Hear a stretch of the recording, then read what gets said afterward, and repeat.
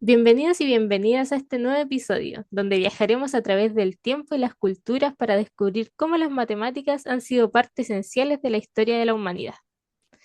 Hoy vamos a viajar a través de toda esta época que va desde los años cero hasta los 500 después de Cristo, empezando por el siglo I.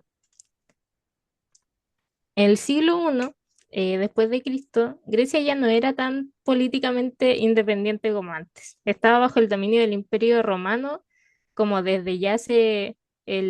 desde el 146 antes de Cristo. Y aunque había perdido harto poder militar, seguía siendo un centro cultural y educativo. Las élites romanas enviaban a sus hijos a estudiar a Atenas, donde se enseñaban filosofía, retórica y matemáticas. Y en este siglo aparece una figura que es llamada Herón de Alejandría. Él combinaba las ciencias y la técnica junto con las matemáticas. Él creó una máquina a vapor, la cual seguía, aunque no se hubiese sabido en esos tiempos, la tercera ley de Newton, que es la de acción-reacción. En el siglo II, en los años entre el 100 y el 200, fue un periodo de, por decirlo así, prosperidad. Es cuando se llamó los cinco buenos emperadores, por decirlo así. Grecia se convierte en un polo de la segunda sofística, un movimiento cultural que revaloriza la lengua y las literaturas griegas. Alejandría, en Egipto, es un centro científico clave, donde trabaja Ptolomeo y es uno de los grandes matemáticos que vamos a mencionar de este siglo. Ptolomeo, su mayor aportación fue que incluyó en un libro una tabla muy detallada de cuerdas de circunferencia, que funcionaba prácticamente como las tablas de ahora de trigonometría. Era esencialmente equivalente a una tabla de funciones de seno y coseno. Y esta fue un avance muy significativo con respecto a como las anteriores aportaciones que se hubiesen hecho como con respecto a esto. Se convirtió en uno de los textos canónicos para los cálculos astronómicos durante esos siglos. Esa fue como la más grande aportación que hizo Ptolomeo en el Rígido, siglo II. Sí, tan atrás y ya estaban con seno coseno, aunque no lo sabían. literalmente. O sea, era como una versión como arcaica, por decirlo así, de lo que ahora tomamos como las tablas de trigonometría. Mm. En el siglo III estaban pasando muchas cosas en ese momento. El Imperio Romano estaba entrando en crisis, había muchas guerras internas, muchas invasiones, la crisis económica era muy emergente. Grecia también sufrió de esa inestabilidad con los claros saqueos, los declives en muchas ciudades, y aún así, dentro de todo esto, surgió uno de los más grandes matemáticos de la época, Diofanto de Alejandría, el que por mucho tiempo sería conocido como el padre del álgebra. Esta persona, Diofanto de Alejandría, introdujo una protoálgebra. O sea, ya él desde ese tiempo estaba introduciendo símbolos para poder encontrar soluciones a ecuaciones como lo hacemos nosotros con la X o con la Y. Pero anda, eso ha durado tanto tiempo, o sea, desde el siglo III hasta la actualidad seguimos usando lo mismo. Claro, es muy parecido. De hecho, igual tenía sus limitaciones porque en ese tiempo él solo podía encontrar soluciones enteras.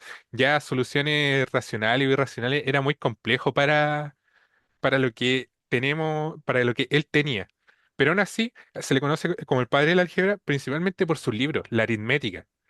Habían 13 tomos de la aritmética, de los cuales igual 6 se mantuvieron en el idioma greco de la época, 4 de ellos por temas de que se perdieron, se tuvo que obtener desde la traducción al árabe y 3 de ellos están completamente perdidos. Pero están completamente perdidos, anda, por algún suceso en particular o algo así. No en realidad, de hecho en realidad lo que pasó fue que por la falta de difusión se complicaba, porque en realidad ya no es como hoy en día, que al final hay un artículo científico y se sube a internet y queda para siempre. No, ahí había que transmitirlo mediante el conocimiento, mediante los libros, cosa que era muy complicada porque igual era un lujo para la época. Entonces, al final, si bien se complicó porque, claro, mucho de su conocimiento no se traspasó, aún así es conocido como el padre del álgebra por todo lo que aportó. Por otra parte, en el siglo IV, si bien no hubo grandes cambios respecto a lo matemático, sí hubo grandes cambios políticos.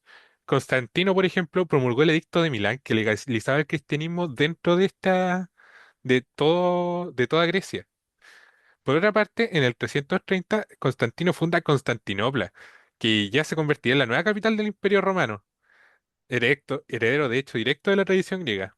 Después, el cristianismo se llegó a convertir en la religión oficial del imperio, o sea, ya se está olvidando a todos los antiguos dioses como sería el panteón griego.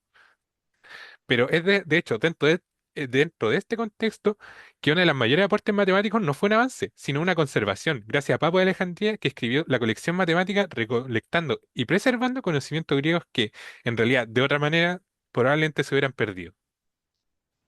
Ok, entonces este fue como un siglo más de preservación que de avance, ¿cierto? Claro, justamente, en realidad avance respecto a lo matemático por lo menos no mucho, pero sí es gracias a Papo que finalmente mucho del conocimiento anterior llega a nosotros. En el siglo V ocurre uno de los más grandes cambios, que es cuando la mitad de todo el Imperio Romano cae, en realidad, conquistada por los bárbaros. En cambio, por otra parte, el Imperio Bizantino, que era la parte oriente, conservaría la lengua, la cultura y la educación de esta Grecia antigua. Al final, muchas de esas escuelas filosóficas y matemáticas van desapareciendo, pero al final, una de las grandes figuras que aparece acá es una grande Hipatia de Alejandría, la primera mujer registrada como matemática de la historia. Ella, si bien no hizo grandes avances dentro de la matemática, sí se le conoce mucho por haber preservado mucho conocimiento y porque sobre todo en su escuela se enseñarían artes como sería la matemática, la astronomía, la filosofía, y finalmente haría que todo este conocimiento anterior que se pudo haber perdido fuera muy accesible para las nuevas generaciones. Al final, Hipatia, una profe más, tal cual. Literalmente, una Una, pro- profesora de la época. Una profe más que hizo que todo este conocimiento que era tan complejo en realidad y no tan accesible para gente que no fuera de la escuela de esas personas anteriores, pudiera ser más accesible para ellos. Así pudiendo transmitir de mejor manera conocimiento anterior, como lo sería los de Diofanto con la aritmética, de Euclides con los elementos o las cónicas de de Apolonio de Perga. Eso fue todo por hoy. Muchas gracias y esperamos verlos en otro programa.